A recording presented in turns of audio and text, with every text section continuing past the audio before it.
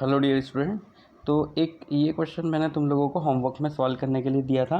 यहाँ पे हम लोगों को किसी ऑब्जर्वेशन 18 ऑब्जर्वेशन के लिए xi माइनस 8 इजिकल टू 9 दिया हुआ था और xi माइनस 8 का होल स्क्वायर इजिकल टू 45 दिया हुआ था। मतलब 8 के रेस्पेक्ट में एक तो डेविएशन दिया हुआ है और एक डेविएशन के स्क्वायर का एडिशन दिया हुआ है। तो देखो यहाँ पे हम लोग एक और फार्मूला पढ़ना चाहेंगे, जैसे कि हम लोगों ने स्टैंडर्ड डेविएशन का स्क्वायर मतलब वेरिएंस का एक फार्मूला पढ़ा था। वो क्या हम लोगों ने देखा था, sigma xi square upon N minus sigma xi upon N का होल स्क्वायर। ये तो हम लोगों ने देखा ही था। उसके अलावा एक और हम लोग फॉर्मूला यूज़ करते हैं, सिग्मा डी स्क्वायर हम लोग इसको बोलते हैं। इसमें हम लोग क्या करते हैं, sigma D I square upon N minus sigma D I upon N. तो जहाँ जहाँ एक्स आई था वहाँ वहाँ मैंने डी आई लिख दिया है। अब हम लोगों का क्वेश्चन ये है कि यहाँ पे डी आई क्या है। तो देखो यहाँ पे जो डी आई होता है ना, वो होता है एक्स आई माइनस ए। किसके इक्वल होता है वो, एक्स आई माइनस ए के इक्वल। ओके, तो देखो अब इस क्वेश्चन को हम लोग इस फॉर्मूले को यूज़ करके कैसे सॉल्व करेंगे, तो वो हमें यहाँ पे देखना है। तो देखो यहाँ पे हम लोगों को दिया हुआ है एक्स आई माइनस 8 का होल स्क्वायर। तो यहाँ पे हम लोग मान लेते हैं let X I minus 8 equal to, जो वो क्या है, वो डी आई है। ओके, तो इस तरीके से हम लोगों का जो लैम्डा एक्स है उसको हम किसके बराबर लिख सकते हैं, लैम्डा डी के बराबर, जैसा कि यहाँ पे हम लोगों ने किया था फॉर्मूला यूज़ करने के लिए। तो यहाँ पे अब हम लोग क्या फॉर्मूला यूज़ करेंगे, अगर यहाँ पे मैंने स्क्वायर नहीं, यहाँ पे स्क्वायर था, यहाँ स्क्वायर नहीं है, यहाँ स्क्वायर नहीं है, तो यहाँ पे अंडर रूट हो जाएगा इस तरीके से। तो हम लोग क्या लिख सकते हैं यहाँ पे, क्योंकि हमें स्टैंडर्ड डिवीजन निकालना है, सिग्मा मतलब अंडर रूट के अंदर sigma D I square upon N minus sigma D I upon N का होल स्क्वायर। अब ये जो ए है ना, ये तुम्हें पता है हम शॉर्टकट मेथड यूज़ करते हैं वो सीबीएसई में। तो ए कुछ वैल्यू हम लोग मान सकते हैं, तो वो मानने की ज़रूरत नहीं है, वो पहले से ही क्वेश्चन के अंदर कितनी दी हुई है, 8 दी हुई है। अब यहाँ पे देखो ये जो दिया हुआ है इसको यूज़ करो, तो ये कितना है 45 और डेटा कितना है 18 माइनस इसी तरीके से सिग्मा डी आई की वैल्यू कितनी है 9, तो ये हो गया अपना 9 अपॉन 18 का होल स्क्वायर। अब इस पूरे को अंडर रूट को इन सबको सॉल्व करोगे तो आंसर आ जाएगा हमारा 3/2। तो ये था वो क्वेश्चन जो मैंने तुम लोगों को होमवर्क में दिया था। अब तुम लोग ट्राई करना कि जितने भी क्वेश्चंस मैंने अभी तक तुम लोगों को लिखवा दिए हैं वो सब तुम अपनी नोटबुक में लिख लो और उसको सभी नोट्स को एक बार पढ़ लो और सारे के सारे फार्मूला को हाईलाइट कर दो, ताकि क्या है तुम्हें पता रहे कि कब हमें कौन सा फार्मूला यूज़ करना है। ठीक है, तो अब हम लोग आगे बढ़ते हैं। और आगे बढ़ने के साथ हम लोग जेई में आया हुआ क्वेश्चन सॉल्व करेंगे अब। ठीक है, तो देखो यहाँ पे हम लोगों के पास एक क्वेश्चन अवेलेबल है जिसके अंदर क्या बोला हुआ है, consider the data on x taking the value of 0 2 4 8 digit 2 की पावर n। ओके, ये जीपी जैसा कुछ बन रहा है, बट जीपी हम इसको बोल नहीं सकते क्योंकि यहाँ पे फर्स्ट टर्म 0 है ना, बस 2 के मल्टीपल नंबर है 0 से स्टार्ट होने वाले विद द फ्रिक्वेंसीज। अच्छा, यहाँ पे हम लोगों को जो डेटा है, डेटा वेरिएट वो क्या क्या दिया हुआ है, 0 है, 2 है, 4 है और ये कहाँ तक है 2 की पावर n तक। और इनकी जो फ्रीक्वेंसी है एफ आई वो कितनी है, NC0 NC1 dash dash dash NCN। भाई यहाँ पे देखो किसी भी चैप्टर का यूज़ किसी भी चैप्टर के अंदर हो सकता है। इस क्वेश्चन को देख के हम लोगों को ये अंदाज़ा लग रहा है यहाँ पे, है ना। तो देखो आगे बढ़ते हैं इस क्वेश्चन के अंदर हम। तो ये फ्रीक्वेंसी है, ये डेटा है। If the mean of this data is 728 upon 2 की power n then find the value of n। देखो ये बिल्कुल लेटेस्ट 2020 सितंबर में जो जेई का एग्ज़ाम हुआ था शिफ्ट 2 के अंदर, उसमें आया हुआ क्वेश्चन है ये। ठीक है,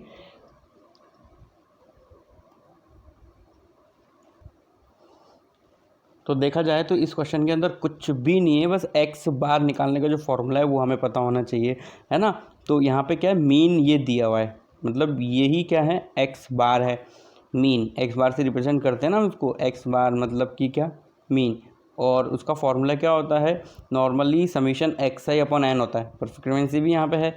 तो यहाँ पे क्या फॉर्मूला यूज़ करेंगे हम, summation x I F I upon summation F I, जिसको हम लोग फॉर्मूले में कैपिटल एन बोलते हैं। तो यहाँ पे वो हम यूज़ कर लेते हैं। तो 0 किसके साथ मल्टीप्लाई होगा, NC0 के साथ, ठीक है, प्लस 2 किसके साथ मल्टीप्लाई होगा, NC1 के साथ, प्लस फिर 4 किसके साथ मल्टीप्लाई होगा, NC2 के साथ, मतलब 4 तो क्या 2 का स्क्वायर लिख देते हैं, प्लस डैश डैश डैश, और ये कहानी कहाँ तक जाएगी, 2 की power n NCn divide by summation FI। Summation FI का मतलब NC0 plus NC1 plus dash dash dash, ये कहाँ तक है, NCn तक। तुम्हें है ना ये NC0 NC1 से कोई तकलीफ नहीं होनी चाहिए, ये F1 F2 F3 है और कुछ भी नहीं है, और जो डेटा है वो 0 2 4 8 इस तरीके से हमारा डेटा जा रहा है। अब हम ना ऊपर इसको है ना इक्वेशन नंबर फर्स्ट दे देते हैं हम लोग। अब इक्वेशन नंबर फर्स्ट के अंदर जो डिनोमिनेटर है ना NC0 से लेकर NCn, ये तो हमें पता है 2 की पावर n होता है, ठीक है। अब हम बस ये जानना चाहते हैं कि ये जो है सम ऑफ न्यूमरेटर क्या है, सम ऑफ न्यूमरेटर। तो सम ऑफ न्यूमरेटर फाइंड करने के लिए हम लोग जो है एक एक्सपांशन को यूज़ करेंगे, जो बाइनोमियल एक्सपांशन यहाँ पे यूज़ हो रहा है। जैसे कि हम लोग जानते हैं कि 1 प्लस एक्स की पावर n का एक्सपांशन क्या होता है, NC0 plus NC1x plus NC2x square dash dash dash, NCRx की power r dash dash dash, NCnx की पावर r होता है। अब इसके अंदर x इजिकल टू, अगर तुम 2 रखते हो, x इजिकल टू 2 रखते हो इसके अंदर, तो ये क्या हो जाएगा भाई, 3 की power n, left hand side में तो कितना बनेगा, 3 की पावर n बनेगा। और NC0 तो हमें पता है 1 होता है, प्लस NC1, अब x इजिकल टू हमने कितना रखा है, 2 रखा है, प्लस NC2 2x का स्क्वायर मतलब 2 का स्क्वायर। तो इस तरीके से ये चलता रहेगा। और यहाँ पे भी हमारा ये क्या हो जाएगा, NCR 2 की पावर r, NCR 2 की पावर r, मतलब देखो यहाँ 1 है तो 2 की पावर 1, यहाँ 2 है तो 2 की पावर 2, यहाँ n है तो ये कहाँ तक जाएगा, NCn 2 की पावर n तक। तो इसका मतलब हमें यहाँ से लेकर यहाँ तक जो न्यूमरेटर था उसका सम मिल गया है। अगर हम 1 को इधर भेज देते हैं तो वो कितना हो गया, 3 की पावर n। अब हम लोग इक्वेशन नंबर फर्स्ट वापस से लिख सकते हैं, इक्वेशन नंबर फर्स्ट जिसमें हम लोगों को मीन दिया हुआ है। तो मीन कितना दिया हुआ था उसके अंदर हम लोगों को, क्वेश्चन के अंदर मीन दिया हुआ है हमें 728 डिवाइड बाई 2 की power n is equal to, ये न्यूमरेटर, ये पूरा देखो ये तो 0 हो जाएगा, और यहाँ से लेकर यहाँ तक का सम और ये वाला सम एक ही है, 3 की पावर कितना n-1 और डिवाइड बाय 2 की पावर n। अब ये 2 की पावर n से 2 की पावर n तो हो गया कट। अब बचा क्या हमारे पास यहाँ पे, 3 की power n is equal to 728 plus 1, तो 729 हो गया ये। तो इसका मतलब हम इसको क्या लिख सकते हैं, 3 की power n is equal to 3 की पावर 6, क्योंकि 3 की पावर 6 ही 729 होता है। तो यहाँ से हमारा n इज इक्वल टू कितना आ गया, 6। क्लियर। तो जैसा कि तुम्हें इस चैप्टर के अंदर थोड़ा सा डर होगा पहले कि भाई मैथमेटिकली रीजनिंग में तो चलो कुछ होता नहीं है, इसमें तो काफ़ी सारी कैलकुलेशन होती है। तो जेई में जो कम टाइम अवेलेबल होता है उसमें हम क्वेश्चन कैसे सॉल्व करेंगे, तो भाई इतना सा क्वेश्चन है और कुछ भी नहीं है। अब इसी तरीके से हम और क्वेश्चन देखेंगे और तुम्हारा जो कॉन्फिडेंस है वो धीरे धीरे बिल्ड होता जाएगा। बस तुम्हें कॉन्फिडेंस बनाए रखना है। अब जैसे कि सेकंड नंबर का क्वेश्चन है, अब हम लोगों के पास ये है 10 अप्रैल 2019, मतलब ज़्यादा पुराना नहीं है, लेटेस्ट क्वेश्चन है। अब ये क्वेश्चन हम लोग कैसे सॉल्व करेंगे, ठीक है। अब यहाँ पे क्या दिया हुआ है हमें, सबसे पहले वो हम देखते हैं। If for some x belongs to r, the frequency distribution of marks obtain by 20 student in a test, x कोई नंबर है जो रियल नंबर है और हम लोगों को दिया हुआ है फ्रीक्वेंसी डिस्ट्रीब्यूशन, है ना, और 20 जो स्टूडेंट हैं उनके जो टेस्ट में मार्क्स है वो नीचे दिए हुए हैं। तो 2 मार्क्स कितने बच्चों के हैं, x प्लस 1 का स्क्वायर, इतने स्टूडेंट्स, क्या वो x क्या है वो पता नहीं है भाई। 3 मार्क्स कितने बच्चों के हैं, 2x माइनस 5। 5 मार्क्स कितने बच्चों के हैं, x स्क्वायर माइनस 3। और 7 मार्क्स कितने स्टूडेंट के हैं, x स्टूडेंट के। Then mean of the marks is, then find the mean of marks हम लोगों को यहाँ पे बताना है। ओके, तो देखो हमें एक बात पता है कि समीशन F5 मतलब क्या होता है, n मतलब टोटल ऑब्जर्वेशन। तो टोटल यहाँ पे क्या हो जाएगा, वो स्टूडेंट हो जाएगा ना। तो पहली बात हम x फाइंड करेंगे। तो देखो समीशन F5 मतलब ये सब Fi है, यहाँ पे क्या दिया हुआ है हमें, ये Fi दिया हुआ है और यहाँ पे ये xi दिया हुआ है। तो इन सब का एडिशन मतलब x प्लस 1 का whole square plus 2x minus 5 plus X square minus 3x plus x is equal to कितना गिवन है, ये गिवन है हम लोगों को 20। अब इसको स्क्वायर को ओपन करते हैं हम, तो ये हो जाएगा x square plus 2x plus 1 plus 2x minus 5 plus X square minus 3x plus X minus 3x plus x, चलो सब एक साथ ही ऐड कर देंगे फिर, इजिकल टू ये कितना हो गया 20 दिया हुआ है। अब हम इसमें देखेंगे एक्स स्क्वायर और एक्स स्क्वायर कितना हो गया ये 2x स्क्वायर, और सभी अगर हम x को देखेंगे तो ये कितना बच रहा है plus X minus 12 equal to 0। अब इस क्वाड्रेटिक इक्वेशन के फैक्टर बना लो, तो फैक्टर बनाओगे तो क्या आएगा x plus 4 and x minus 3 equal to 0। तो यहाँ से हमारे पास x की वैल्यू आ गई x equal to 3, x equal to minus 4 भी आया है, but x equal to minus 4 हम लोग नहीं लेंगे, क्योंकि देखो यहाँ पे अगर जब हम माइनस 4 वैल्यू रखेंगे तो किसी की फ्रिक्वेंसी माइनस 4 वो तो ऐसा जरूर हो नहीं सकता ना। मैं बोल रहा हूँ 7 मार्क्स आए हैं, कितने बच्चों के आए 7 मार्क्स, -4 बच्चों के। अरे भाई काउंटिंग है ना ये, तो ये तो पॉजिटिव होना चाहिए। तो x क्या हो गया हम लोगों का यहाँ पे 3। तो अब हम लोग ये जो टेबल हमें दी हुई थी ना, इस टेबल को हम लोग थोड़ा अच्छे से बना सकते हैं। तो ये टेबल हमारी इस तरीके से कुछ हो जाएगी, देखो यहाँ पे ऊपर तो हम लोग लिख सकते हैं xi, यहाँ लिख सकते हैं हम fi। तो xi क्या क्या अवेलेबल है, पहले 2 है, 3 है, 5 है और 7 है। अब x की जो वैल्यू 3 है उसके अकॉर्डिंग फर्स्ट वाला क्या हो जाएगा x प्लस 1 का स्क्वायर मतलब 4 का स्क्वायर, और 2 इंटू एक्स माइनस 5 मतलब 6 माइनस 5, ये हो गया हमारा 1, 0 और 3 सिमिलरली। अब हमें फाइंड क्या करना है भाई, देन मीन ऑफ दैट, तो मीन फाइंड करना है। तो मीन फाइंड करने का जो फॉर्मूला रहेगा x बार वो क्या होता है summation xi fi upon total number of student N, या फिर समीशन fi भी लिख सकते हैं इसको। तो ये कितना हो जाएगा 2 into 16 plus 3 into 1 plus 5 into 0 plus 7 into 3 divide by total frequency. तो टोटल फ्रीक्वेंसी यहाँ पे कितना है 16 प्लस 1। अच्छा ये सब करने की जरूरत नहीं है, हमें तो पता है ना टोटल स्टूडेंट 20 है, तो टोटल हम लोग डायरेक्ट लिख देंगे यहाँ पे, क्या लिख देते हैं टोटल 20 डिवाइड बाय 20। तो ये हो गया हम लोगों का 56/20 और आंसर आ गया हमारे पास 2.8। तो 2.8 इस गिवन डेटा का क्या हो गया मीन। ओके, सिंपल क्वेश्चन है, ज़्यादा कैलकुलेशन नहीं है कि कैलकुलेटर यूज़ करना पड़ेगा, हम क्वेश्चन सॉल्व कर सकते हैं। तो चलो अब आगे बढ़ते हैं नेक्स्ट क्वेश्चन की तरफ। यस, तो अभी वापस 9 अप्रैल 2019 जेई मेंस शिफ्ट 2 सेकंड का मतलब शिफ्ट 2 में आया हुआ क्वेश्चन है।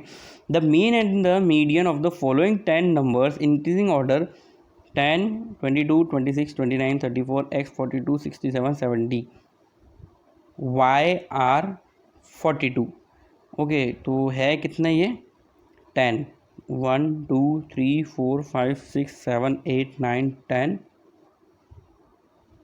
आर 42। अच्छा ये 42 जो है ये तो मीन है, और 35 जो है वो क्या है मीडियन है। तो यहाँ पे हम लोगों को पास सबसे पहले फॉर्मूला यूज़ करेंगे मीन निकालने का। तो मीन जो है वो क्या होता है summation xi upon N. Okay, summation xi upon N. तो और हमारे पास यहाँ पे सब के सब डेटा है, तो हम सबको ऐड करेंगे। तो यहाँ पे 2 अननोन डेटा है x प्लस वाई, उसको अलग से ऐड कर दो। बाकी हम ऐड करेंगे 10 plus 22 plus 26 plus 29 plus 34 plus 42 plus 67 plus 70 plus x plus y. तो x और y को मैंने अलग लिख दिया, इन सबको ऐड करेंगे तो ये हो जाएगा हमारा 300 डिवाइड बाय, अब टोटल है कितने स्टूडेंट, ये 10 स्टूडेंट है। ओके, और ये हमें दिया हुआ कितना है मीन 42 दिया हुआ है।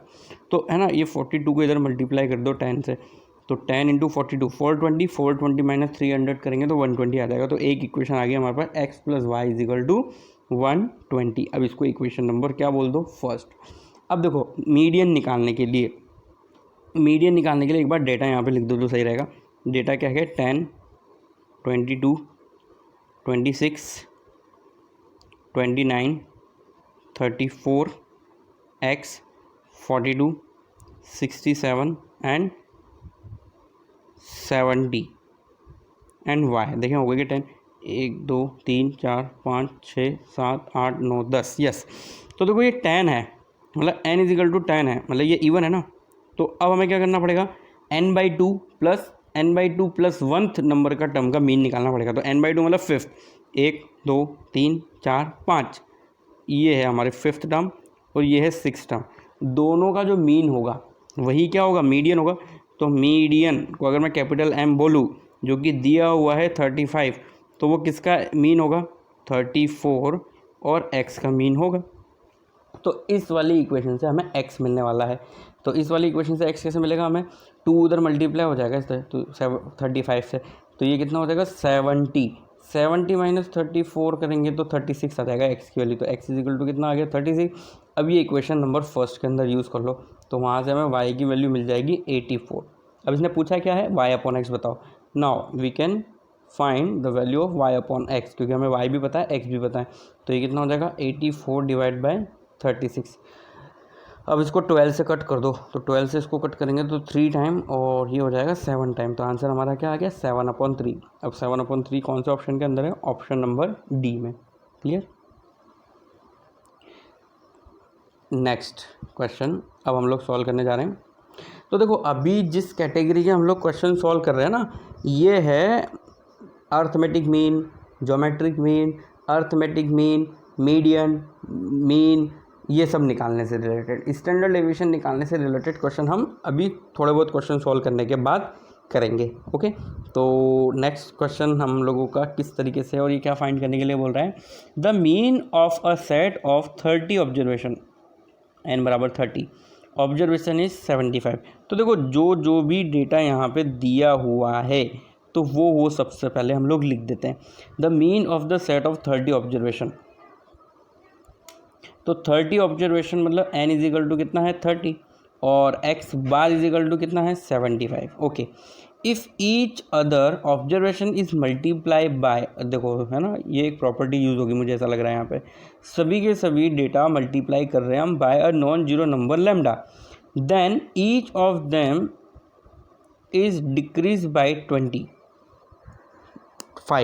ईच ऑफ देम इज यार किसी से मल्टीप्लाई कर रहे हैं और ये डिक्रीज हो रहा है, चलो देखते हैं फिर भी हम। तो इसका मतलब लैम्डा मतलब से जो हम मल्टीप्लाई कर रहे हैं ना वो 0 से 1 के बीच में होगा, तभी तो कम हो रहा है।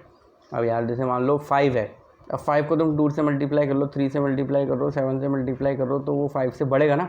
अगर तुम 5 को 1/2 से मल्टीप्लाई करोगे तो हाफ हो जाएगा, 1/3 से मल्टीप्लाई करोगे तो 5/3 हो जाएगा। तो 0 से 1 के बीच के नंबर अगर हम किसी नंबर से मल्टीप्लाई करते हैं तो नंबर क्या हो जाता है, छोटा। Decrease by 25, their mean remains the same, then lambda is equal to.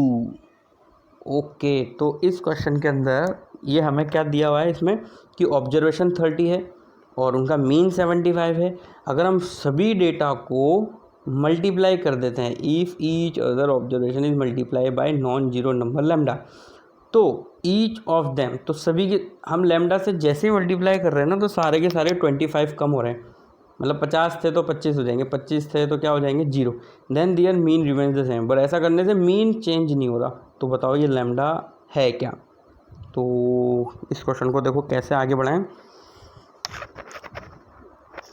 अगर हमने सभी के सभी ऑब्जर्वेशन को लैम्डा से मल्टीप्लाई किया है और लैम्डा से मल्टीप्लाई करने पे वो 25 से डिक्रीज भी हो रहा है,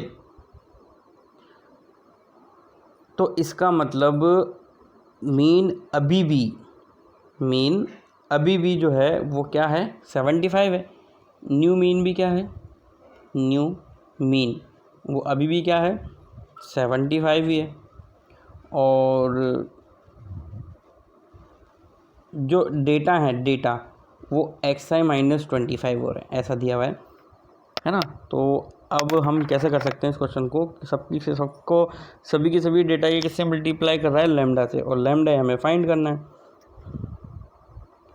तो एक काम कर सकते हैं हम लोग, 75 जो है अगर मैं उसको ही लैम्डा से मल्टीप्लाई कर देता हूँ, क्योंकि देखो अगर सभी के सभी, अब देखो न्यू मीन में क्या क्या चेंज होगा ना, न्यू मीन के अंदर क्या चेंज होगा, न्यू मीन के अंदर वही चेंज होता है जो सभी डेटा के साथ चेंज होता है। तो न्यू मीन हम ऐसे लिख सकते हैं कि भाई ये 75 दिया हुआ है, पर पुराने वाले से इसमें क्या अंतर है, पुराने वाले से इसके अंदर अंतर है कि भाई हम क्या कर रहे हैं 25 कम हो रहा है ना ये, तो हम एक काम कर सकते हैं, पुराना वाला जो मीन है उसको अगर मैं लैम्डा से मल्टीप्लाई कर देता हूँ, तो देखो मतलब अगर हर नंबर लैम्डा से मल्टीप्लाई होगा इसका मतलब मीन भी 75 से मल्टीप्लाई होगा, बट हर नंबर 25 से डिक्रीज़ हो रहा है। ओह सॉरी, मैं थोड़ा सा क्वेश्चन गलत समझ गया, लैम्डा से मल्टीप्लाई होने की वजह से 25 कम नहीं हो रहा, पहले तो लैम्डा से मल्टीप्लाई करना है फिर इसको क्या करना है, 25 से कम भी कर देना है, मतलब डेटा में 2 चेंज हो रहे हैं। सबसे पहले तो सभी के सभी डेटा किससे मल्टीप्लाई होंगे, लैम्डा से, तो इसका मतलब जो नया मीन है वो भी 75 से मल्टीप्लाई हो जाएगा। फिर उसके बाद सभी डेटा को अगर हम 25 कर देंगे तो नया मीन जो है वो भी 25 से कम हो जाएगा। तो इक्वेशन हम लोगों की कुछ ऐसे बनेगी ना, ये हमारा क्या है, लेफ्ट राइट हैंड साइड में न्यू मीन, और ये बोल रहा है न्यू मीन 75 ही रहेगा, तो इक्वेशन हम लोगों की यही रहेगी। अब बस हमें इसी इक्वेशन को क्या करना है, सॉल्व कर देना है। तो इस इक्वेशन को अगर हम सॉल्व करेंगे तो ये 25 हमारा उधर चला जाएगा, 25 75 में ऐड हो जाएगा, तो ये हो जाएगा 100 इज इक्वल टू 75 लैम्डा। तो यहाँ से लैम्डा इज इक्वल टू हम क्या लिख सकते हैं, 4/3। तो आई थिंक ये क्वेश्चन ज़्यादा मुश्किल नहीं था, हम इस क्वेश्चन को सॉल्व कर सकते थे। ठीक है, अब एक और मैं क्वेश्चन दिखाता हूँ और तुम चाहो तो इसको सॉल्व करना और नेक्स्ट लेक्चर के अंदर देखना कि क्या तुम इस क्वेश्चन को सॉल्व कर पाए